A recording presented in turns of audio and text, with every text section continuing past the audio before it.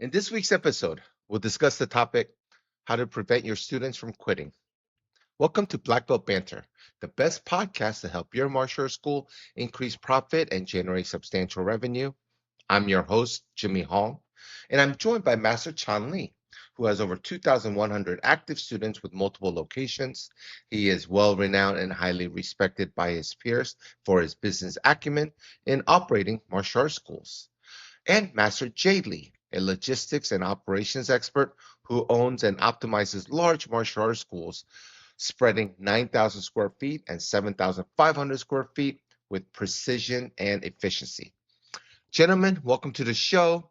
Today's topic is one that can make or break your school, how to prevent your students from quitting. Because here's the truth, you don't have a marketing problem, you have a retention problem. You can run ads, you can generate leads, you can enroll new students every week. But if they don't stay, you're just running on a treadmill. Master Chan, you're an expert in marketing. What do you think about this topic of retention? Do you agree with this topic? What are your thoughts? Let's start off with you, Master Chan.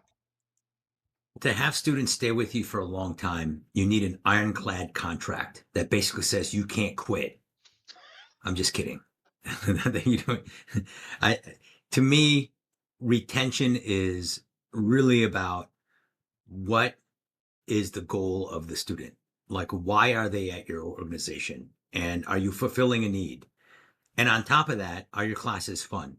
Regardless of topic, if your classes aren't fun and they're not fulfilling, it doesn't matter what you're teaching. And then the other thing is, to me, the biggest thing is just making sure there's a clearly stated goal. No one does this. No one goes, I'm going to enroll in college and hopefully I might graduate. The mentality is I'm going to enroll in this 4-year college, get a degree in, and there's a goal there. And it's a mentality. And so what's the goal for our students? The goal for our students is to eventually get a black belt in Taekwondo. And we have to make sure that they understand that it's attainable. It's going to be something that is important for them in their life. And to me, it's really about indoctrinating the students and the people that are with you and having them understand the martial art lifestyle, that it is an important part of their child's development. I did this in a room once, and, excuse it if it sounds a little racist, but it probably is. I was with a bunch of Chinese and Korean and Filipino kids, and we're all just hanging out. And I go, which one of you guys have all played a musical instrument, like specifically violin? 70% of the kids raised their hand. And how many of you guys did piano? And they all raised their hand. And in the Asian culture, it's already kind of understated that, if you learn a musical instrument, it unlocks a certain part of your brain. And it's important for your child at a young age to learn these things. So, for example, like Master Jay, I'm assuming you play piano. Very poorly, yes. And Jimmy Hong, I know you probably played the ukulele. That's exactly correct, Master Chan. How did you know? It's the recorder. He played the recorder, not cross buns. It's an awesome guess. Nobody ever guesses it, but you got it on the first try. Yeah. Any of the wind instruments, because he likes that. Anyway, and what my point being is that there's a paradigm. It blew over his head, exactly. And the point is that there is certain things where if you ask certain families and you go, is your child going to college? It's, yeah, absolutely. Master Hong, Master Lee, both your kids are going to college. 100%. 100%. That's just our paradigm. And some families, that's not it. They don't have an option not to go to college. They have to go. And it's a paradigm that's built in to your culture, how you're raised and so forth. I have a lot of Indian friends. Forget undergrad. Undergrad is it's like high school. They're like, yeah, we have to get a master's and a PhD. Why? Because my grandfather was a PhD and he is a doctor and so forth. So in certain families, higher education is like a very important part of the process of growth and development and so forth. And the reason I say that is before we get into the deeper discussions and the things you can do with like phone calling and emails and getting your students set up in retention is that you've really got to make this kind of, okay, you're trying martial arts right now, but understand the goal is to get your black belt. And by getting your black belt, you're going to learn so much about life. And if you're a kid, You're going to learn about what being confident, being disciplined, finishing a goal, having a high goal, and understanding the attitudes of excellence and doing it at a certain level because you're a higher rank. All these life skills we can indoctrinate into children at a young age, and that's why martial arts is, to me, one of the greatest gifts for kids to do. So if you're like martial arts school is just there and you're doing fun games and kicking and drilling and so forth, retention to me starts with like, why are they there? Why did you come to class today? What are you earning a stripe for curriculum? Are you one step closer to testing? When is the next test date? What exactly is the goal for your students? And do they know that's their goal? Are they on a longer testing cycle? Like they're going to test 6 months from now or whatever. But if you don't have that as a goal of, if they don't understand why they're there, that to me is a moot point. But also, once again, you got to have fun classes. You've got to make sure your classes are fun and it's not something that they dread coming and so forth. And then there's a little bit of a buy-in from the students and so forth. That to me is critical, that they understand why they're there. I couldn't agree more. We obviously talk about different things, events, curriculum, and things that you can do to make sure you retain your students. But I think it all starts with the foundation at the basics. Understanding every family and every kid is really critical. And that's a system that you can have in your school. But the performance of the car, so if you have a high performance Ferrari, if you don't have the right driver, it's not going to make the Ferrari drive fast. So you got to, of course, you got to have systems, but you already have to have the right personality and people who are going to follow through on the system. So I'll give an example is when we have new students join our school, we want to make sure we understand why are they there. I want my daughter to learn more confidence, or I want my son who's getting bullied in school, or I have a child who has ADHD. I think really understanding why they're there is critical, but then going beyond that, because you have to understand that there are external and internal factors that contribute to how well that child does. So examples of what I'm talking about is, what are mom and dad's family situation? What is their occupation? If you have a dad who's a pilot, then inherently he's going to be gone a couple times, a couple weeks out of the month, and that impacts the family dynamic. So we want to make sure that our staff understand what are the kids' goals, what are the parents' goals for the kids, because sometimes those two things are not aligned. A lot of kids say, "Oh, I saw something on Ninja Turtles," or "I saw this board break and I don't want to learn that." And definitely we want them excited to do that, but we also want to understand what do the parents want out of this. And if we can understand what the parents want, and then we have the alignment with the parent, then when things get hard, we can go back to that and say, hey, look, Mr. and Ms. Jones, when we sat down and talked about this for your son, and he developed a pattern of quitting things, and he was quitting for all the wrong reasons, it got tough, and now your child wants to quit. And this is the learning opportunity, that this is that life experience we're going to teach him, that when the going gets tough, that's why we got to dig in and work harder. And that's why mom and dad, we need your support. So I think making sure that our staff understand that, and understanding the family, and then having the right personality. If you are not friendly with the child, if you're not dynamic, if you're not energetic, it makes it really hard to follow through on the things that we're trying to teach in Taekwondo. And then I really agree with what you said, Master Chan Lee, about the classes, right? How many times do we have a kid in class say, instructor so can I go to the bathroom? Or what time does class end? What are they saying? They're saying the class is boring. They don't want to be there. So I think that having the right classroom environment is critical as well. So being aligned with the kids, being aligned with the parents, and being aligned with the instructors, having the right personality to follow through on those systems, I think is really critical. Let me say something most martial arts school owners don't want to hear. Working harder is not what's going to grow your school. Most school owners are grinding every day, teaching classes, answering messages, running trials, posting on social media, and still stuck at the same number of students month after month. You start wondering, what am I doing wrong? Why are other schools growing faster? Why does it feel like I'm working more but getting less? Here's the truth. It's not effort. It's not talent.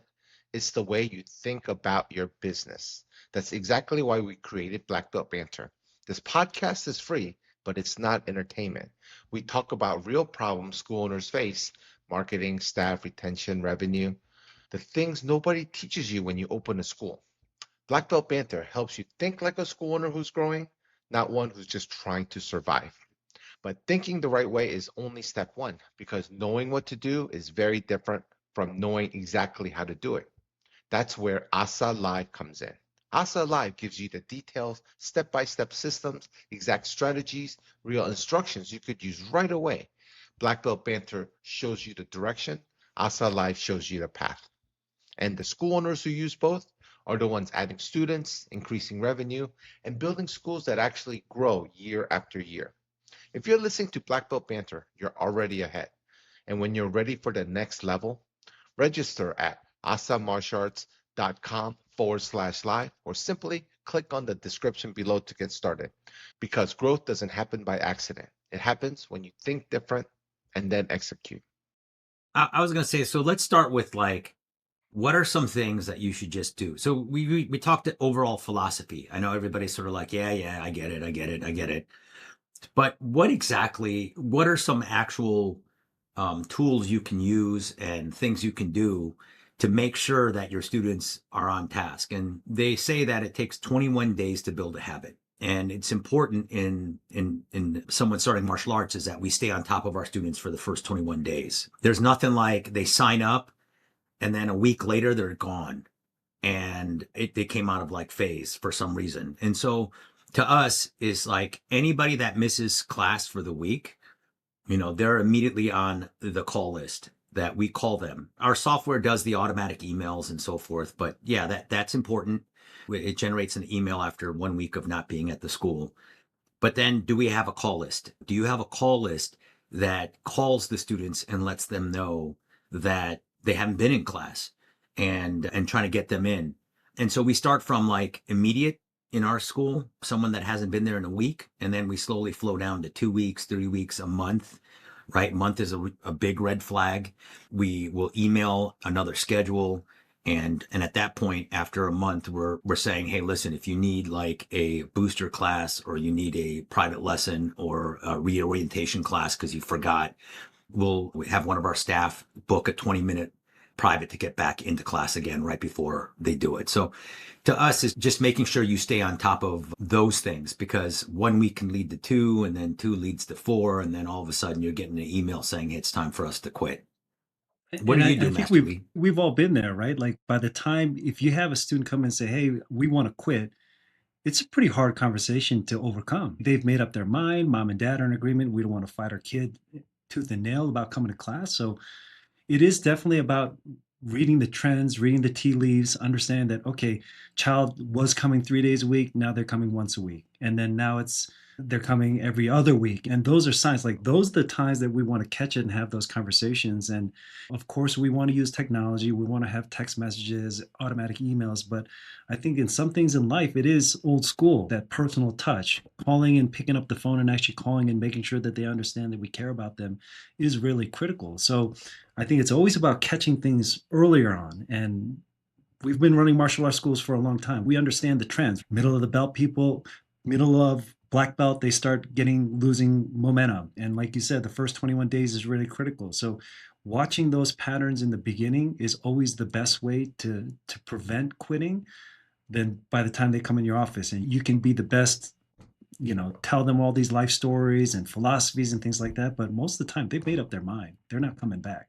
Master Jay, is it that obvious for all the school owners to see what you described? Is it that visible? Or do some of the families and students that want to quit, it just comes out of the blue and you had no idea why? Or is it that Yeah, obvious man. every time? I I think it's pretty obvious. Number one, by class attendance. Number two, by parent involvement. You have the parents who are just, you never see them. They're in the car, you drop them off, and you never see the parents ever again until, except for the first time they actually signed up. The parents who are more engaged in your schools are the ones who are more apt to be involved and understand the values and be long term. And then looking at participation in outside events, whether you have a parents' night out, whether you have a charity event, whether you have a tournament, their involvement plays a part in that. So those are some of the really simple things you can catch. But then the other piece is where the instructors are really critical is we all know that what they say 80-90% of communication is nonverbal. So you can tell in class if the kids their affect has changed. They used to be really excited, now they're not. And you got to catch those trends early on. Again, it's all about prevention. And those are, I think, really easy steps that you can train your staff on to understand that you're seeing a pattern change in their behavior. And those are signs that things are starting to change. Master Chan, Master Jay brings up a good point. Do you want parents to be there at the school, or do you prefer the, I don't know what's the word, not privacy, but do you want to just focus on the kids and not have parents be involved during your class? You don't want them to I interrupt class. Let me just tell you this. I am the parent, like when my daughter plays lacrosse. I was the parent that always stuck around and watched practice. And sometimes I even videoed practice so I can have my daughter look back and say, what's going on. So I was a super involved parent because I wanted her to maximize that time with the coach and her teammates. And albeit there was like five of us, like five dads that were just as involved. They stuck around. I'm sure they had conversations. And guess what? All five of those kids are now playing college lacrosse. And as I say that is that the more involved a parent is in your academy and they're watching class, they're videoing their kid doing stuff, they're not on their phones, and they're seeing what their kid is up to, that's an A parent. That's a parent that you want, and they know what's going on, when the next testing cycle is. And we want all our parents. So there's a little bit of training there in terms of training some of those parents that, hey, this is what's going on in the dojang. This is what's going on, what we're working on right now. And this is what we hope that your child accomplishes in the next 8 weeks in your testing cycle, or 6 months, or whatever. They got to know. Not, you can't just leave it up to the kids. And that's the best way to get the best result. If that doesn't happen, then you've got to have semi-regular meetings. And I'm not saying you have a meeting every month, but every like 6 months, you need to sit down. Like, I've got a bunch of red and high red belts where their parents are extremely busy. One's a surgeon, and other mom is a doctor, and they have crazy hours, and the nanny brings them, right? So I just make sure that those parents are communicated to and they know what their kids are up to and so forth. We'll occasionally see mom or dad on a Saturday and be able to communicate that. Do you It's do you schedule an appointment with those busy parents, or do you just randomly, whenever they we randomly do come in? before big tests. Like, we had a big meeting with them at red belt, and then right before their black belt test, not like the month before, but like 6 months before. Like, this is what we're expecting your child to accomplish in the next 6 months. Make sure they practice at home, make sure they get these things done. They have to master this. Our testing date is June. We're expecting them to test on this date. It's a 2-day test, right? So and they're a busy family, so they really got to block this stuff off early. And I just want to make sure they know that we care about their kids and their progress. And consequently, they upgraded to our next level program. But if it was just via email and we didn't sit down with them, I don't think it would have happened. We even have done Zoom meetings with some of these parents because they can't come in. So just having them involved to me is a really important key measurement, because, and some parents are busy too because they've got like 3 other kids, right? And they're running to other things. But if they feel like you are on top of it as a teacher and what's going on, let me tell you another thing. The reason I also watch practice for my daughter is to make sure my daughter got some TLC from the coaches, because they know I was there watching. Because parents know, the coaches know. So it goes in all levels, right? Is that the more involved the parent is, the better it's going to be for the child. And at the end of the day, that's the end goal, is to make sure that we maximize the potential of that kid, that they're really pushing themselves to get to that next rank or whatever you're trying to get to. The question is, how does the lacrosse coach really feel about you is the real truth. He can't like I it. don't care. I'm paying them. You know what I mean? They work for me. But I think, I'm just Master kidding. Lee, you have a big organization, you got a lot of staff, and I think that personal time and touch of doing the meeting is really invaluable. But I think there's some people that maybe don't have that luxury. So I think some other things that you could do is, if you don't have the staff or you don't have the time, is just spend 2 minutes after class to have the instructor talk to the parent. It doesn't have to be a sit-down formal meeting. Or if you do have getting ready for the black belt test, rather than doing a one-on-one, you could get all the candidates together, have a meeting, and do like a town hall meeting, go through things like that. Or you can even draft an email and go over some of the major points and then send it out via email, and then have your staff call and say, hey, did you understand all of that? So there's other ways to accomplish similar things. Obviously, the best way is if you can sit down with the family, but some people may not have that time, but you can do it in other ways to still accomplish some of the similar parts. That's a great point, Master. I That's a agree. great point, Master J, because my 13-year-old kid's soccer, whenever the coach instructs him, yells at him, or praise him. My son, he tells us about it. He's okay. The coach told me he yelled at me for this, or he praised me on this. So these kids take their coach's comments more seriously than not. If the instructor tells the parents, as during parent pickup for 10 seconds, hey, your child did really well today in class, tell them to do a great job, keep up the good work, that's going to go a long way in terms of retention, because it doesn't have to be general. It could be, hey, your son did really great on this. Tell him to work on his back kick a little bit. He's got to turn around a little bit more. Just some little tips when you're talking to parents on a regular basis, and they're going to be more involved. They're going to be more excited. When they go home, the parents are going to tell their kids, hey, your instructor, your taekwondo instructor told me to tell you to do this. And then what are they going to do? They're going to get more involved. They're going to get more enthusiastic and more motivated. That's a great point, Master Jay.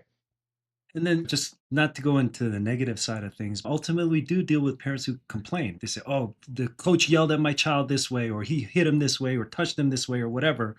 All of our schools, we have security cameras that are recorded, and our cameras don't have audio.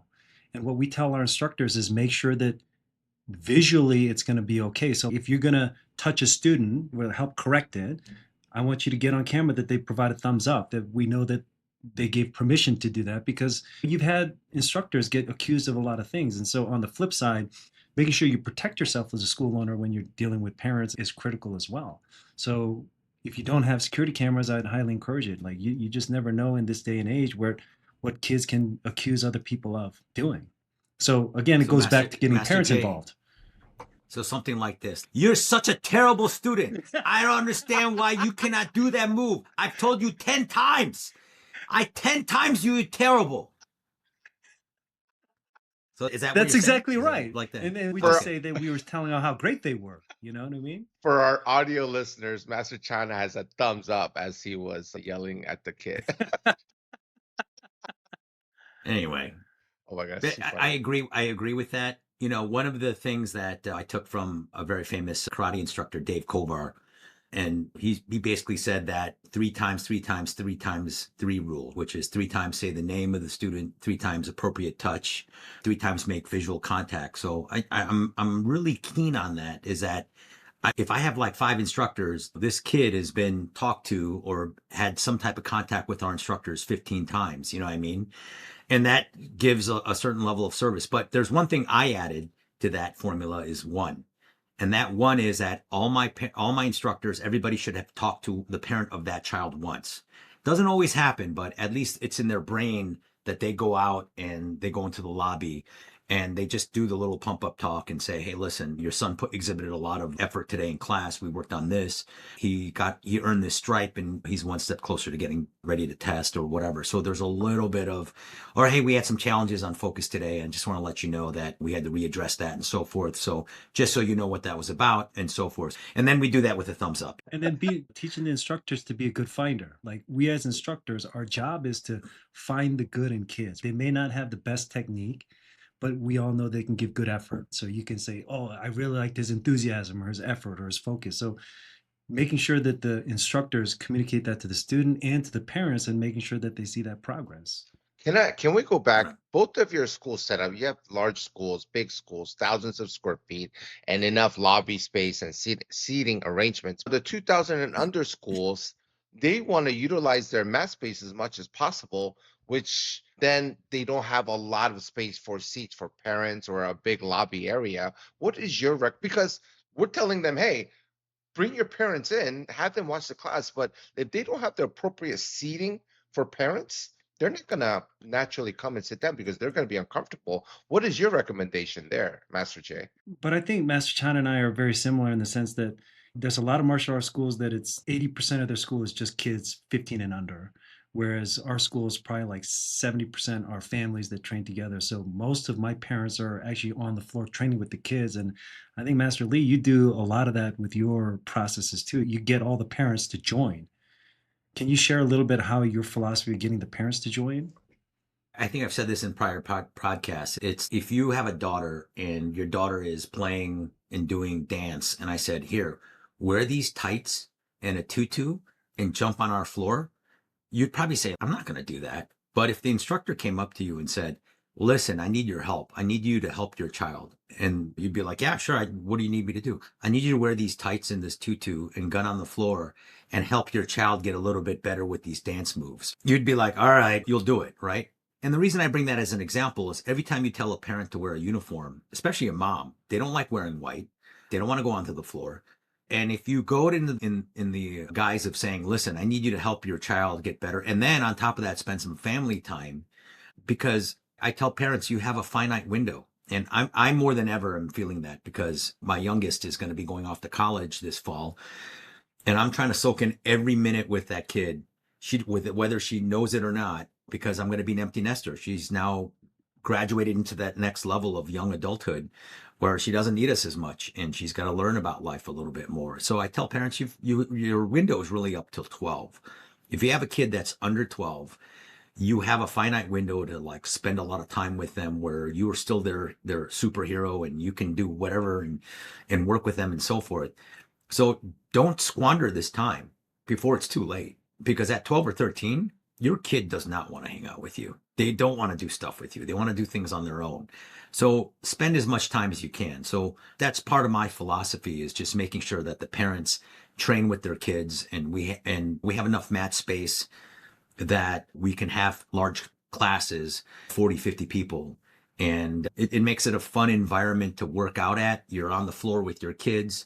You've been at work all day and now you guys are doing something together, and you see people stretching with their kids, smiling at their kid as they're doing the work together. And I tell the kids to say good job to their parent. I just make sure that that experience that they're doing together is something that they just enjoy immensely. And then mom and dad gets a workout. They get to learn some of the moves that the kids learn, and then they learn practical self-defense that they can use. So that's kind of my overarching philosophy. And I've noticed that, and I think you have too, Master J, is that when you have a parent involved, they're more apt to get a black belt because the parents 1000%. now realize it.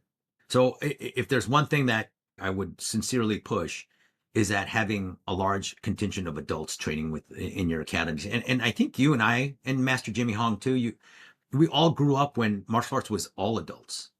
In the 70s and 80s, it was like very little kids. And now that paradigm flips. I'm bringing that back. I have never left, but just making sure the adults train. So our demographic, I don't have a lot of 20-year-olds. I have a lot of 30 and 40-year-olds and now 50. And I have a lot of kids that are in our classroom together. So it's a good mix. We're very happy with that.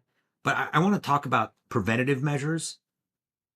One of the things that we also have instituted, which I think every school should, is I call it preventative medicine, right? And preventative medicine is like every 4 months, within 4 months, we have a list of all our students. Everybody should get a good job note. Everybody should get some type of good job note. And 3 times a year, they get a note in the mail. And kids rarely get mail. And when they do get it, it's like a big deal. Hey, look, your Taekwondo school sent you this, saying you did a good job. Really makes a big difference. And so I really want to make sure that we're recognizing their efforts.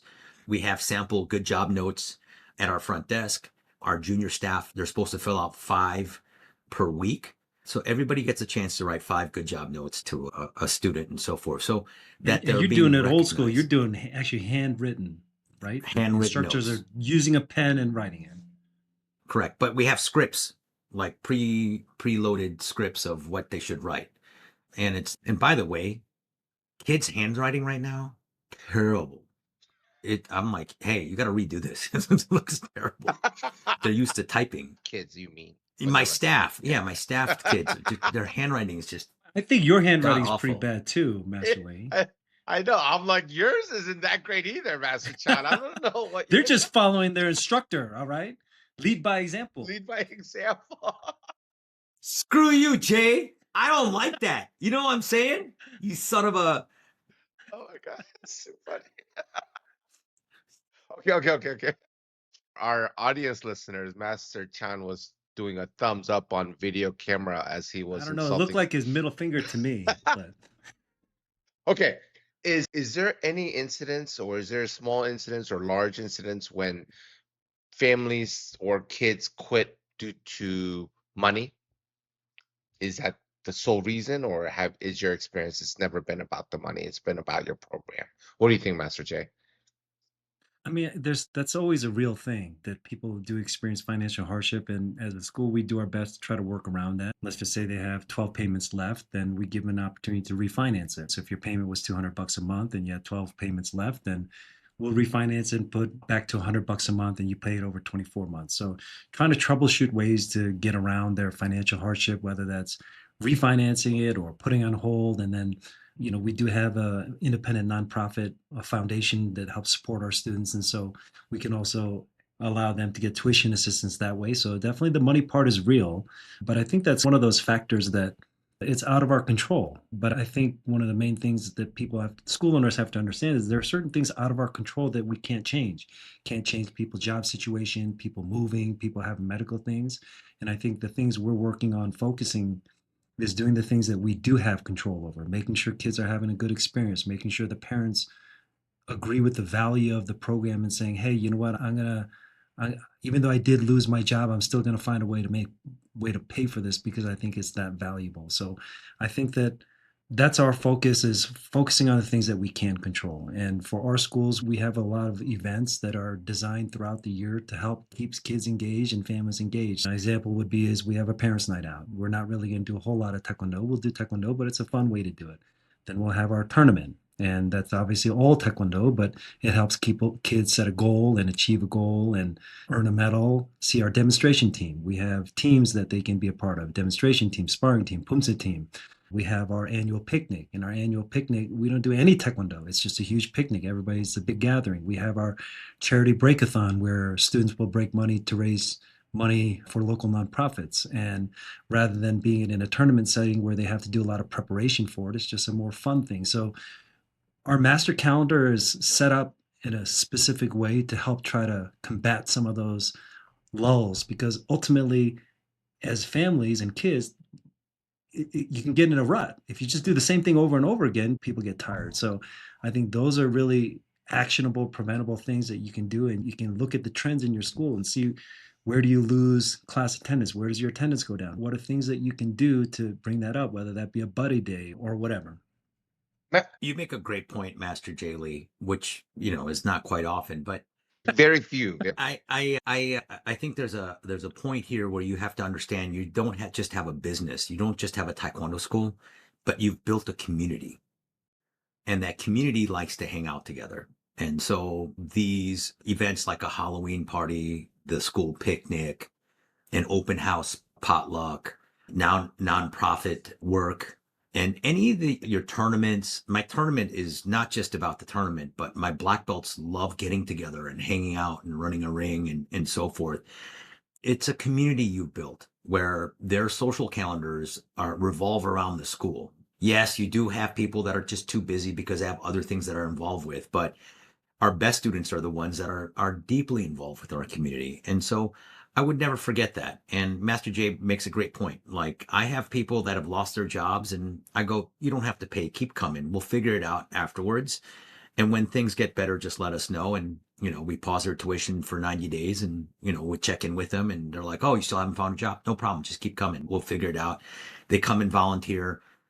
And when people have hardship is when you want to make sure you really step up your game to keep the community good, and helping them out. You know what I mean?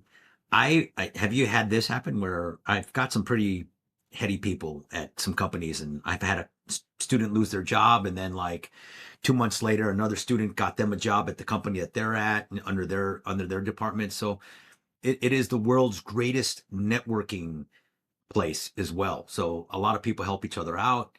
It's just a really cool community that we've built, and then you've got to also, I'm forever grateful to my students, because if it wasn't for them helping my father, J.K. Lee's would have never started. You know what I mean? So just making sure that it's like another sliver of their martial art family, right? It's an extended family of theirs. So that's the feeling of what you want. It's not just a martial arts school, it's a community that you've built. And that also helps with retention as well. 100%. You took the words right out of my mouth. That building on top of that is really a family. Taekwondo is a family. And you'll always have the parents who will eventually make their way onto the mat. But there's also those parents who, no matter what you do, they're not going to train, but they have their own little segment too. They all support their kids and their families in a different way, whether that's volunteering at a tournament or just spending time in the lobby together. That community feel, that family feel is really essential for the longevity of a school. And it's how you get more parents training with the kids. And I think that getting the parents into the classroom is always the best thing. No, And I'm sorry. Go ahead, Master Chan. I was going to say, without making this sound like a plug, is that your classes, if you want the adults to do it too, is one, it's got to be a workout so they get a nice little sweat. And we've instituted two extra things in our self-defense. We did the Dave Young self-defense stuff, and it's very practical self-defense stuff. And then we've also instituted Eddie Cha boxing. And I'll tell you, I don't know what, but moms like to punch. They like to hit things and do stuff. So that has been another great thing. So also looking at your curriculum, do you have 540, 720 kicks, turning spinning kicks and stuff like that, where some 35-year-old mom's, what is this? There's no way. So just making sure that it's a practical self-defense, they're getting a good workout, they're having fun with their kids, and it's something that they can apply. So that's my other thing too. Sometimes I see someone's curriculum, I'm like, you teach that to your parents that are training? No wonder you don't have a lot of adults. So just Yeah, making sure that you always evaluate your curriculum. I have that situation too. Like in Colorado Springs, we have several military bases, and so I have a lot of military, ex-military, and law enforcement, and that's why it was really important for me as well to follow the Dave Young curriculum, because then it brings instant credibility to the things that we're teaching inside the classroom, where you have parents who are saying, "Yeah, I do want to learn that," instead of the way Olympic Taekwondo has evolved, people watch that and say, that's not really practical for self defense. But having those elements in your side of your curriculum, inside of your school, where parents want to join is 100% critical. Can you, are most of us don't know Dave Young. Can somebody explain Dave Young, please? Yeah, Dave Young's a world-renowned military and police trainer, and so he trains military and police, and he's even gone into the civilian world where he's training hospitals, nurses, and things like that. But it's all field-proven curriculum. It's not, oh, I think this is going to be really cool. It's all based off of fact and reality, and so he brings a reality self-defense training system, and the reality of most people who are going to train in martial arts is that it is a recreational thing. Like your average student is training twice a week. And you, of course, have people who can train 5, 6 days a week, but that's unusual. Most people are average people who exercise a couple times a week. And so his system is developed so that it is applicable for people who are just training twice a week. You don't have to be able to do a 540 kick and do a backflip to be able to defend yourself. Thank you. Okay. Absolutely. I have a Absolutely. I have a question for both of you guys. Every school owner, no school has 100% retention. Just by no school, no matter, even if you do everything perfectly, as both of you stated, you don't have 100% retention. What percentage of retention is considered a success, a solid retention? Is it 80%, 90%, 95%? If you do everything by the book and you could hold as many keep as many students as possible, but that certain percentage is going to be through natural attrition, whether they're moving, loss of job, or whatever, what number is that considered, so that school owners across the country can be compare their attrition rate to the success number that they could equate to? Master Chan, do you have that number? I want to say it's somewhere between 5 and 10%. If you're not doing a good job, it's going to be like 10 to 15%. But like some of the best school owners in the world, they're at 5%. And that 5% has nothing to do with how you're teaching. It has to do with job loss. They moved. The kid got into soccer. They have a newborn in the house. So there's like things that you just can't control that just, I call that natural attrition. Naturally, 5% of your students will just stop coming because of whatever happens. The kid got into a high level chess team or got into robotics, and now they're like 5 days a week after school. That's what they're doing. So there's a lot of things that contribute to that. So and then that's why a lot of people's numbers, if you go, what's your active count? They're like, oh, I have 200 students. And then a year later you go, or how many new students did you enroll? And they go, yeah, I enrolled 10 new students a month. Okay, that's 130 new members. What's your active count? Oh, it's 200. So they essentially just replaced the people that quit. So they lost 10 students a month naturally, and they just replaced them with new members. And that just naturally happens in all levels. I think 5% is a good number. You want to try to stay at that number, which then also getting new students is critical. If you want to grow your school, you've got to get new students that outpaces your attrition rate. That is just martial arts 101 business that you should know. Master J? Oh, I just want to know, since you talked about race in the beginning, what race was the robotics kid? I don't know. I only believe in one race. I think it's the human race. No, Our podcast is gonna get canceled so quickly. it's Yeah. because of Master Yeah. Chan Lee. No, that the kid was watching Bad Bunny. I know that. Oh no. That's because the Super What? Bowl Super Bowl just happened. What? You didn't watch Bad Bunny? Well, we all watched the Super Bowl. Yeah. For sure. For sure. I got distracted. watched I don't Bad even Bunny. remember what the question is anymore. The question is attrition. The attrition rate. Master Chan says 5% is what you want to achieve. Okay, so for school owners who have 200 students and the best attrition rate that they could achieve is 5%, that means that first month they're going to lose, 10 students. And then the next month is 9.75. And then the month after that is 9.5%. So they're going to lose, you have to expect to lose 5%, minimum 5% every month. You have to account for that. Master J, what do you recommend? Yeah, I think that number 5 to 10% is, but I also think that it depends on how you want to define your numbers, because in our school, we consider an active student is if you have attended at least one class in the last 30 days. So that's how we define our active count. Some schools may define it based off their billing or how many people actually have a live membership, but maybe they have a live membership, but they haven't been in class for a year. Maybe they paid off their program, but they haven't been here. So I think it really depends on how you want to define that. We say if you've been here in the last 30 days, we call you as active. And so I think that understanding your metrics so you're not comparing apples to oranges is important. I don't know, Master Lee, how do you define this? Is yours based off of membership Mine is payments? purely attendance. Nope, just attendance.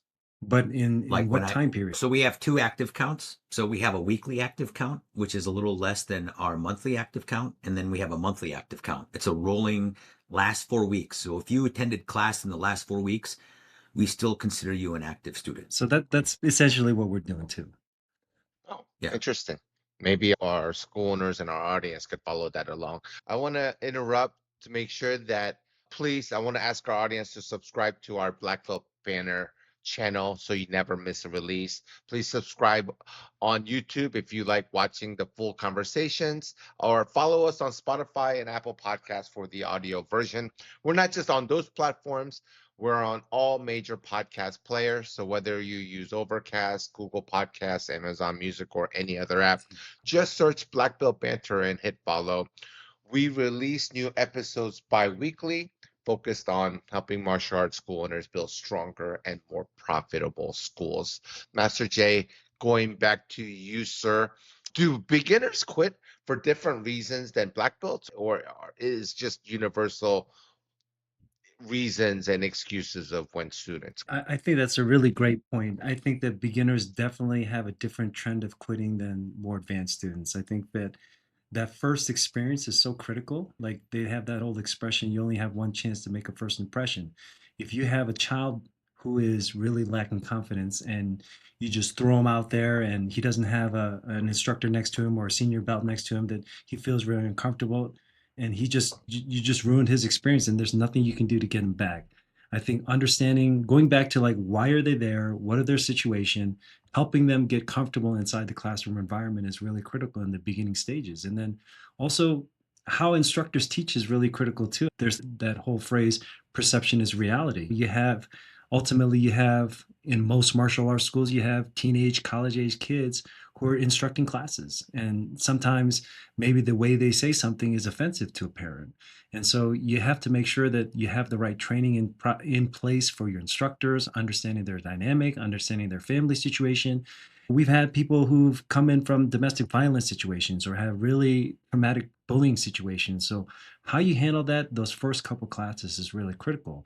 And then on the other end of the spectrum, when you have people who are quitting at the higher belt levels, it's usually because of boredom. It's too hard. They don't think they can get to their next belt level. So it is completely different where they are in their Taekwondo journey, their age, their athletic ability, all that stuff plays a part where, again, that's why I go back to, of course, you want to have systems in place, but ultimately, as an instructor, as a staff member, you have to take that personal time and personal touch to make sure that the students have the right experience based off of their situation, not just everybody's situation.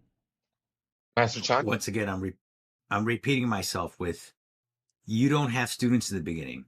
They're not your students. They sign up in a program, they're customers, right? They have one bad class, they're never coming back again. And Master Jay's completely right. You don't have a second chance to make a first impression. And if you ask all your instructors, I did this at a recent instructor training, and I said, who was your first day instructor? They're like, oh, Instructor Jim. All right, who was your first day instructor? Paul. And they went down the line, and I said, what happened in your first line? Like, it was crystal clear, their first class. And I tell them, I said, when you guys work with a new student, you're going to be a legend in their brain. You are going to set a memory that they'll never forget. It's the first time they've walked on a martial art mat. And you've got to treat it that way. And it's got to be the best experience. You know, you have a first day student break his toe. He's never coming back. He hit a target wrong. And he's like, man, on my first day, I broke my toe. I'm going to break my neck on the second one. You know what I mean? So you got to make sure they have a good time. It's not always about the martial arts. It's about the experience. It's about them coming in, learning the basics of it. You don't overcorrect them. They're doing the mechanics of martial arts. And right around your third or fourth belt, your job is to turn them into martial artists, right? Where you go, hey, we have a 9 a.m. training day that lasts till 9 at night. I need all my red belts to be there. Yes, sir, we're there. Those people, my father just came into town a couple weeks ago. He ran a 40-hour fast.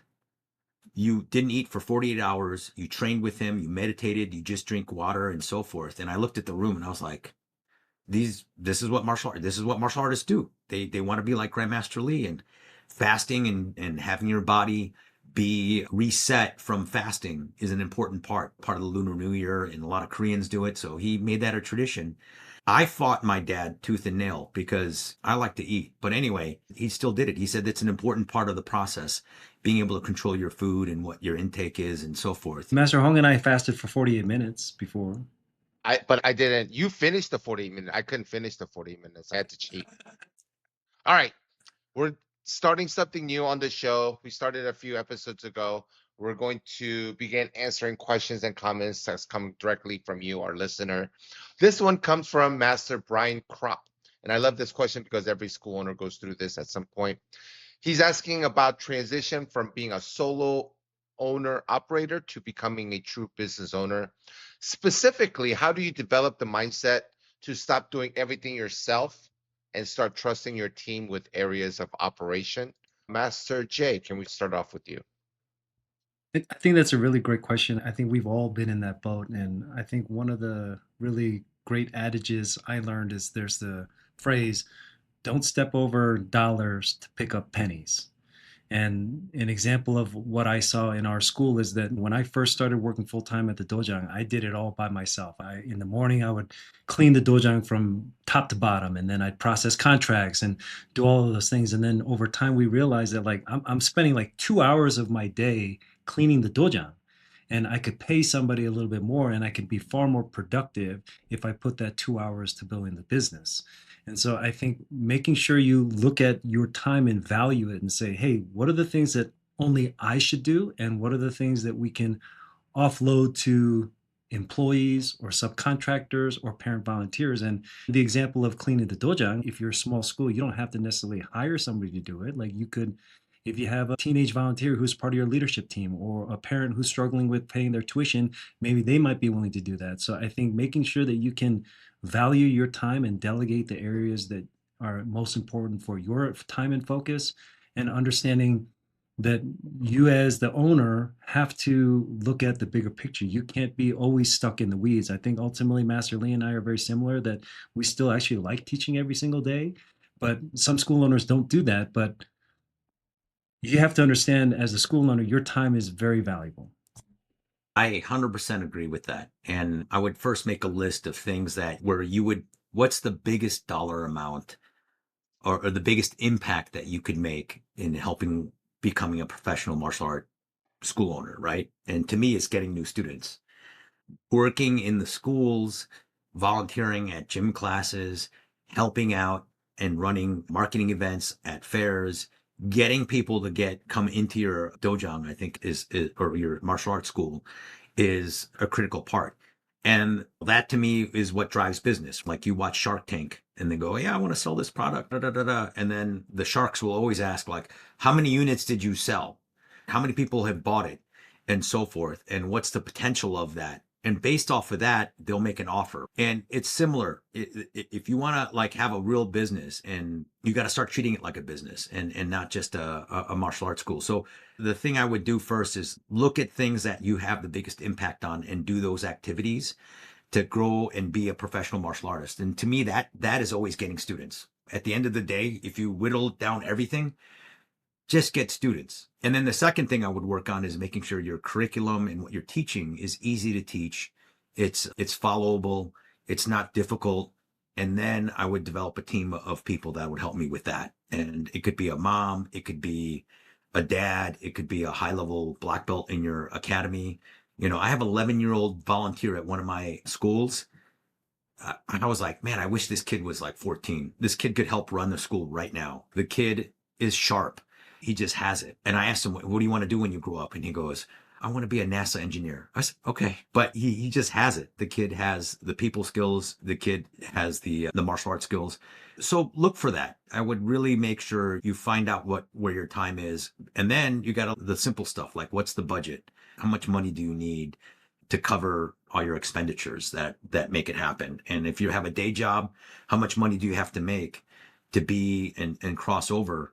And how many students does that equate to? So once again, it goes back to how many members do you have? Yeah, and having measurable goals, saying, "Hey, this is where I'm at now. This is where I need to be in 3 months, 6 months, 9 months, etc." And it goes back to what you talked about in the beginning about having a goal for our Taekwondo students. They need to know what they're training towards. So I think as a business owner, having those types of goals is critical as well.